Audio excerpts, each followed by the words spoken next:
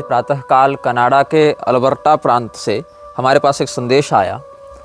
वह व्यक्ति लिखता है, नमस्ते, I like your content, how to become a part of the satanic community, all I want is money, power and wealth.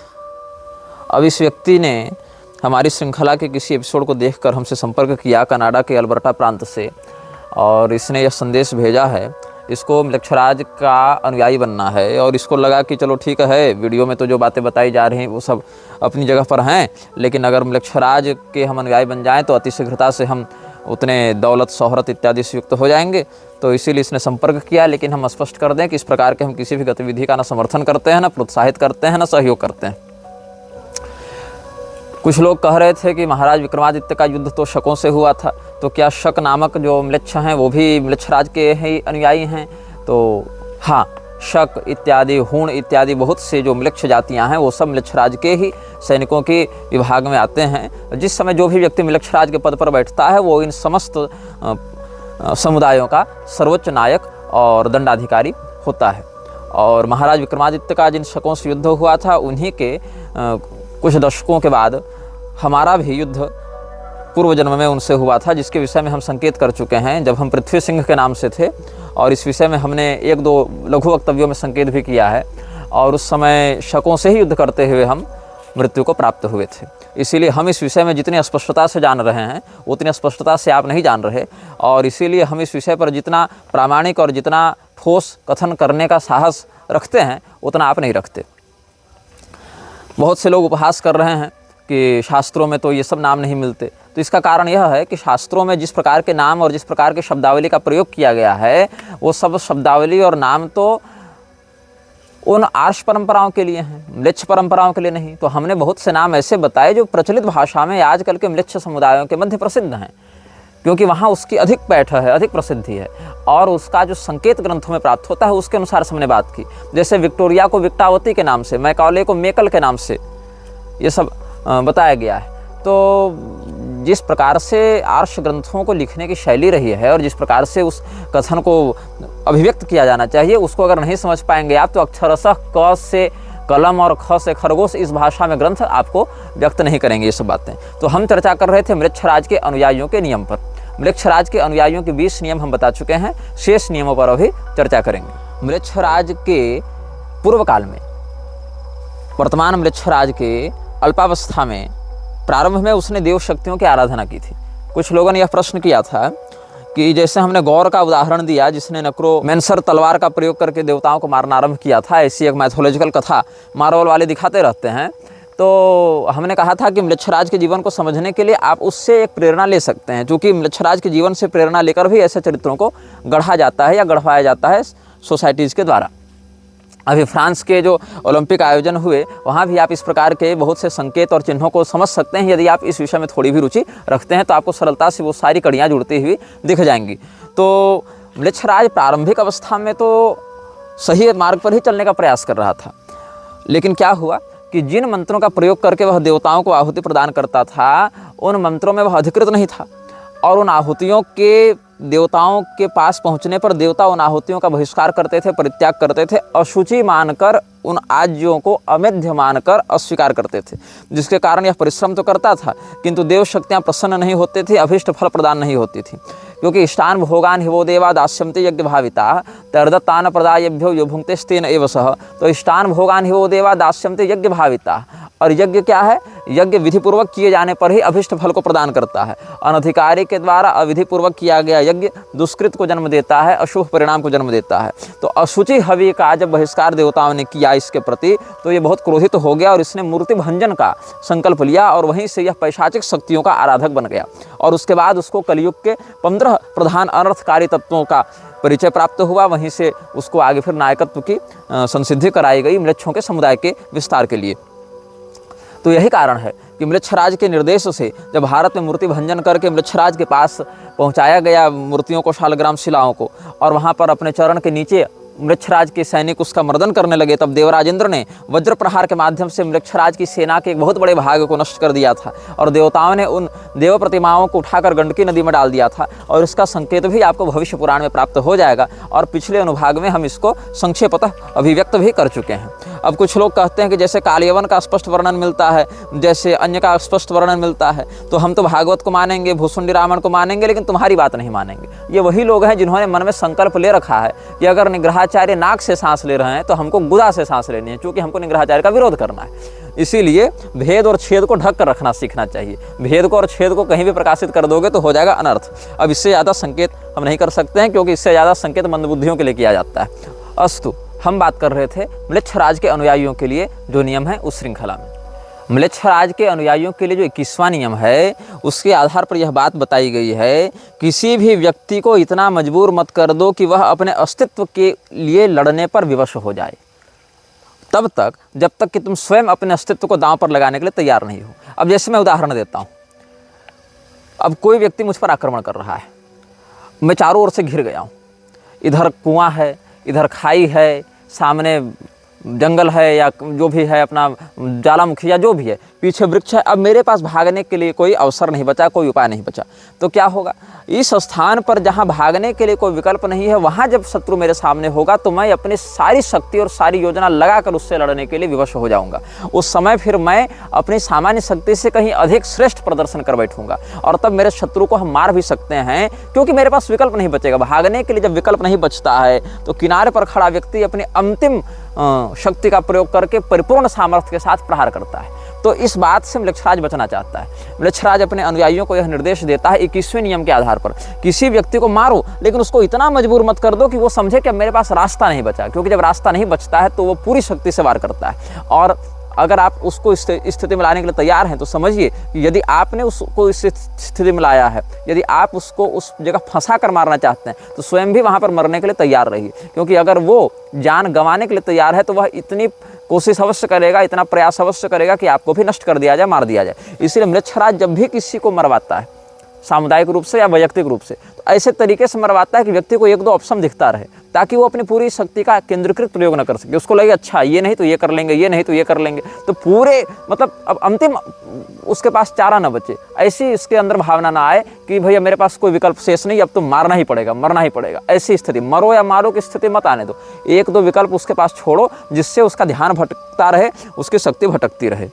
22वें नियम के आधार पर म्लेच्छराज के अनुयायियों को 3 चीज़ों को प्राप्त करके उसको सुरक्षित रखना होता है: मनी, पावर एंड रिस्पेक्ट। धन, सत्ता, सम्मान, या संपदा, सत्ता और सम्मान। अगर आपके पास पैसा है, अगर आपके पास सामर्थ्य है, अगर आपके पास शक्ति है, सम्मान है, तो ही आप म्लेच्छराज के अभियान को परिपूर्णता के साथ आगे बढ़ाने में सहयोगी हो सकते हैं।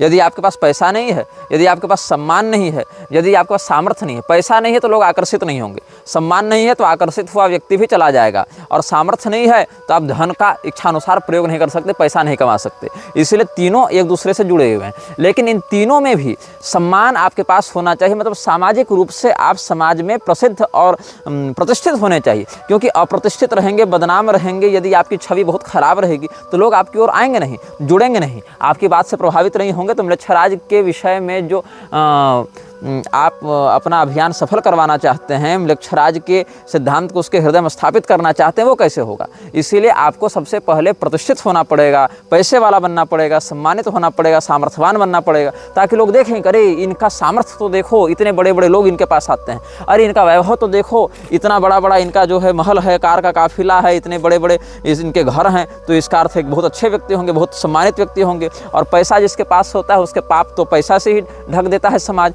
मतलब समाज देखता है कि धनी है तो समस्त दोष उसके क्षम्य हैं। और अगर सब कुछ है लेकिन सम्मान नहीं है तो भी लोग आपके बात से प्रभावित नहीं होंगे। इसीलिए धन, सामर्थ्य और सम्मान, इन तीनों पर अपनी पकड़ को बनाकर रखना ही म्लेच्छराज ने 22वें नियम के आधार पर अपने अनुयायियों को बताया है। म्लेच्छराज का 23वां नियम यह कहता है कि कभी भी समाज में आक्रोश का प्रदर्शन मत करो, एकदम शांत बने रहो, हम्बल रहो, काम रहो, किसी भी प्रकार की उत्तेजना मत दिखाओ। कहीं बयान दे रहे हो, कहीं मीटिंग में बैठे हो, कहीं पर किसी सभा सोसाइटी में बैठकर किसी को समझा रहे हो, तो सदैव अपने व्यक्तित्व को बिल्कुल शांत और समझदार के समान प्रस्तुत करो, ताकि लोग यह समझें कि बड़े सुलझे हुए व्यक्तित्व के स्वामी हैं, बड़े शांत हैं, बड़े धैर्यवान हैं।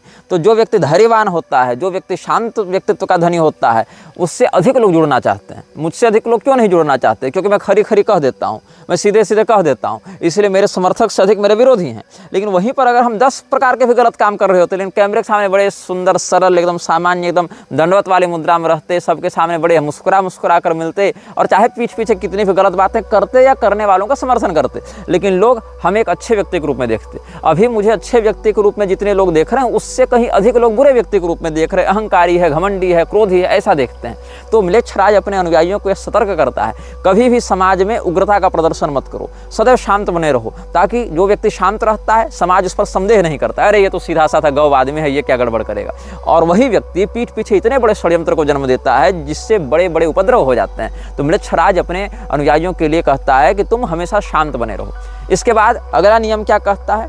तुम्हारी उम्र सीमित है, तुम्हारा सामर्थ्य सदैव एक जैसा नहीं रहेगा, इसीलिए कभी भी खाली बैठकर समय नष्ट मत करो। देखो, अगर धार्मिकता और आध्यात्मिक दृष्टि से देखो तो म्लेच्छराज के बहुत से नियम ऐसे हैं जो आदर्श के समान प्रतीत होंगे। ये तो अच्छी बात है कि समय बर्बाद मत करो, शांत रहो और समाज में सम्मान को महत्व दो। ये सब कुछ ऐसी बातें हैं जिससे लगता है कि बहुत ही आदर्श समाज की परिकल्पना करना चाहता है। और न्यू वर्ल्ड ऑर्डर वाले भी इसी प्रकार से प्रस्तुत करते हैं स्वयं को कि हम एक विश्व में आदर्शतम व्यवस्था को जन्म देने वाले हैं। हम एक ऐसी व्यवस्था को लेकर आएंगे जिसमें कोई अन्याय नहीं होगा, कोई अनीति, कोई भेदभाव नहीं होगा, ताकि अधिक से अधिक लोग आकर्षित हों। लेकिन ये जो आदर्श कल्पना है वो धरातल पर इतनी भयावह है कि जब आप अंदर से इसको समझेंगे तब समझ में आएगा कि ये तो सोने के घड़े में रखा हुआ जहर है। तो म्लेच्छराज यह कहता है कि तुम बूढ़े हो रहे हो, तुम्हारी कार्य क्षमता, तुम्हारी शक्ति घटती रहेगी, इसीलिए जो काम तुम 25 साल की उम्र में कर सकते हो 45 में नहीं, 65 में नहीं कर सकते हो। इसीलिए जिस समय जिस प्रकार का सामर्थ्य तुम्हारे पास है उसको पूरा निचोड़ लो, उसका पूरा प्रयोग कर लो। अगर पूरा प्रयोग कर लोगे तो उससे अपेक्षित जो फल है पूरा प्राप्त करोगे, और समय बीत जाएगा तो तुम वह ऊर्जा नहीं प्राप्त कर सकते हो, वह विनियोग नहीं कर सकते हो, और काम तुम्हारा पीछे चला जाएगा। म्लेच्छराज का 25वां नियम यह कहता है कि ऐसी बात समाज के सामने प्रस्तुत करो जिसको लोग पहले से पकड़ना चाहते हो, लालायित रहते हो। मतलब लोग जो सुनना चाहते हैं वैसी बात बताओ। लोग अगर चाहते हैं कि हमको विधवा विवाह करना है तो तुमको हाँ विधवा विवाह में क्या बुराई है। लोग अगर चाहते हैं कि मुझे लव मैरिज करनी तो हाँ लव मैरिज में क्या बुराई है। लोग अगर चाहते हैं कि अच्छा चलो पुरुष और स्त्री के मध्य का भेद मिटा दो, समलैंगिक संबंध बनाओ, तो कहो हाँ क्या बात है, बिल्कुल सही। तो बदलते हुए जमाने के साथ बदलो, ये म्लेच्छराज का अगला नियम है। मतलब जैसा जैसा समाज चाहता है वैसा वैसा तुम उसके सामने अपने मानसिकता को दिखाते जाओ। इससे क्या होगा, समाज से तुम टकराओगे नहीं। और वस्तुतः क्या होता है, पहले 1-2 लोग कुछ बात कहते हैं, उनको लोग कहते हैं पागल है। जैसे म्लेच्छराज ने किसी नियम को लागू किया, म्लेच्छराज ने मान लो आज नियम लागू किया कि सभी लोग अपने पहले बच्चे का मांस खाएंगे। बहुत पैशाची बात है, एक तरफा विद्रोह होगा समाज में कि नहीं नहीं हम ऐसा नहीं करेंगे। लेकिन जो लोग प्रतिष्ठित हैं, जिनके पास पैसा है, जिनके पास सामर्थ्य है, म्लेच्छराज के ही एजेंट हैं और इन तत्वों से युक्त हैं, कैमरे के सामने हम्बल हैं, वो धीरे धीरे करके 5 साल, 10 साल, 20 साल में कहेंगे कि हाँ ऐसा भी होना चाहिए, ये भी ठीक बात है, इससे विश्व की जनसंख्या नियंत्रित रहेगी। फिर 10-5 वैज्ञानिक मिलकर कहेंगे कि अपने बच्चे का मांस खाने से ये फ़ायदा है, ये बीमारियाँ नहीं होती हैं। ऐसा करते हुए, और कुछ तो स्वाभाविक पैशाचिक मानसिकता से रहेंगे, तो इससे क्या होगा, एक संगठनात्मक शक्ति का निर्माण होगा और वह शक्ति आंदोलन करेगी, दंगे करेगी और सरकार के सामने ऐसे रूप में प्रस्तुत करेगी कि हम भी एक कम्युनिटी हैं, हम भी एक संस्था हैं, हमारा भी एक सिद्धांत है, हमारी यही जीवन शैली है, यही हमारा लाइफ स्टाइल है। तब धीरे धीरे जाकर जो बड़े लोग हैं समाज की नज़र में, वो कहेंगे कि हाँ ये बात भी लागू की जा सकती है। और उस समय समाज जिस प्रकार का मनोबल देखता है अपने आदर्शभूत लोगों का, वैसी ही मानसिकता से युक्त होता जाता है, तो वह कहेगा यही सही है।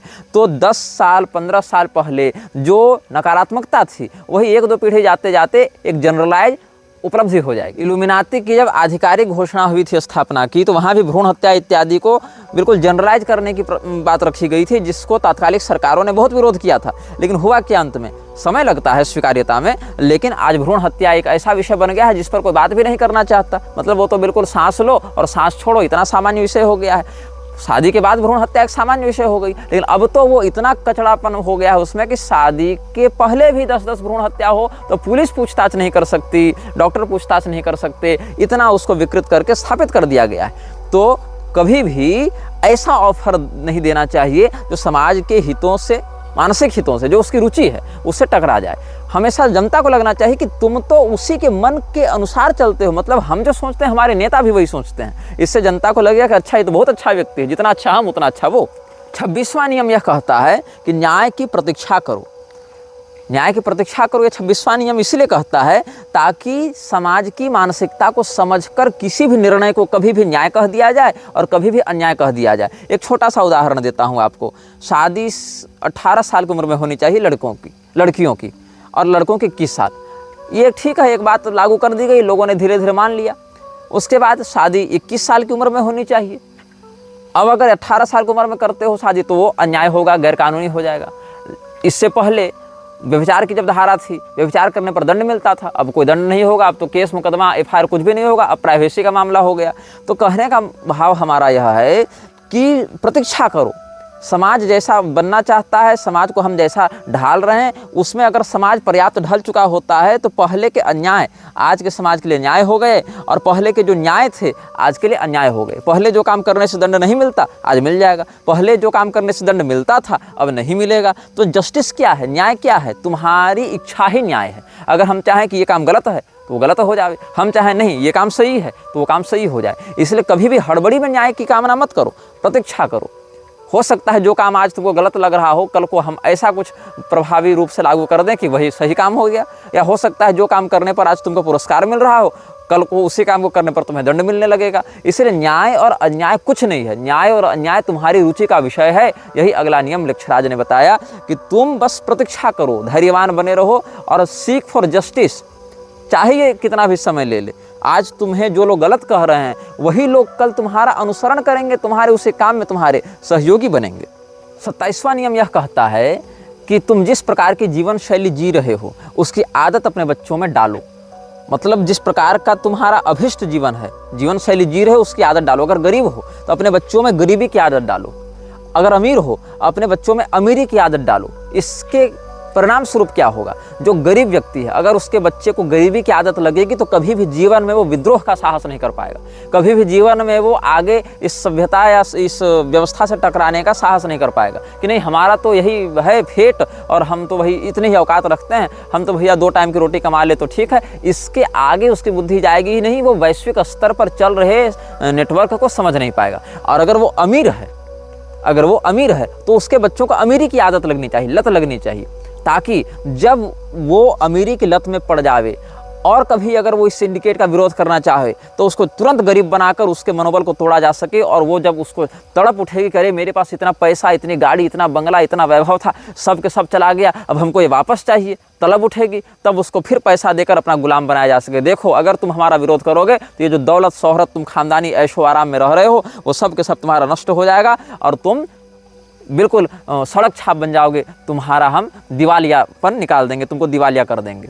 तो ये अगला नियम है कि जो तुम्हारा बच्चा है उसमें अपने ही स्थिति की लत डालो। गरीब है तो गरीब बनने रहने दो उसको, ताकि वो विद्रोह न कर सके और उसकी बुद्धि अपनी रोटी के आगे न जा सके। और अगर तुम अमीर हो तो अपनी अय्याशी को पूरा करने के लिए तुम हमारे गुलाम बने रहो। मृक्षराज का 28वां नियम यह कहता है यदि तुमने कोई ऐसा कार्य कर दिया है जिससे हमारे अभियान को खतरा है तो उस काम की भरपाई तुम ही करोगे, उस गलती की भरपाई तुम ही करोगे। ये नहीं कि हमने गलती कर दी और भरपाई करने हमारे सीनियर अधिकारी आएंगे, नहीं।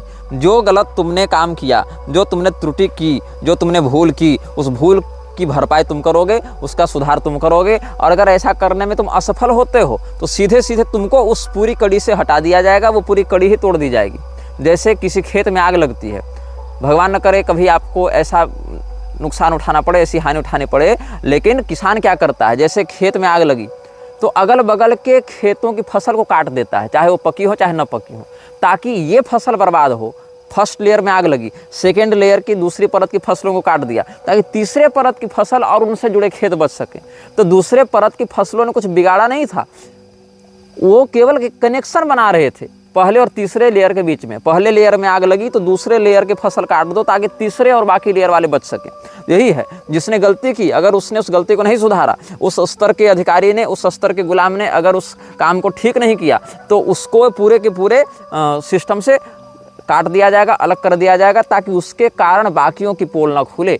ये 28वां नियम है। 29वां नियम जो है वो बड़ा प्रसिद्ध है और कई बार तो हम भी अपने वक्तव्यों में प्रयोग करते हैं, लेकिन मृक्षराज के प्रोत्साहन के रूप में नहीं, सैद्धांतिक रूप से, क्योंकि इसमें बहुत सारे नियम तो अगर दैवीय संपदा के दृष्टिकोण से नियंत्रित भाव से प्रस्तुत किए जाएं तो अच्छे भी हैं। जैसे बंदूक है, अब बंदूक आतंकवादी के हाथ में है कि आरक्षी के हाथ में है, उसके प्रभाव पर वैसा निर्भर करता है। कोई औषधि है, औषधि अगर सही विधि और सही मात्रा में सही व्यक्ति को दी जाए तो वह रोग निवारण का कार्य करती है, अन्यथा विनाश का कारण बनती है। उसी प्रकार से 29वां नियम क्या है कि कम से कम बोलो, अधिक से अधिक सुनो और अपनी आंखें सदैव खुली रखो। कहाँ क्या हो रहा है इसको सतर्कतापूर्वक देखते रहो, ऑब्जर्व करते रहो और बोलो कम, सुनो अधिक। इससे क्या होगा, तुम अपने विषय में रहस्य को छिपाने में समर्थ हो जाओगे और सामने वाले के विषय में अधिकाधिक जानकारी को प्राप्त कर लोगे। म्लेच्छराज का 30वां नियम 30वां नियम क्या है, कभी भी सामने वाले के समक्ष विषय को संपूर्णता से मत बताओ।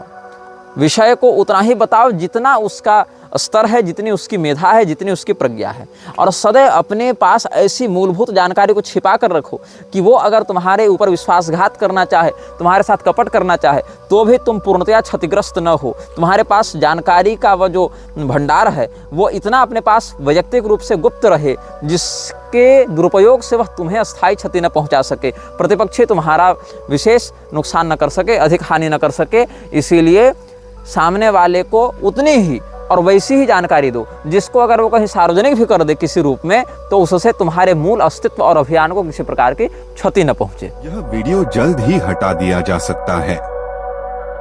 कृपया थर्ड पार्टी ऐप्स का उपयोग करके डाउनलोड करें। आप इस वीडियो को अपने चैनल पर फिर से अपलोड भी कर सकते हैं।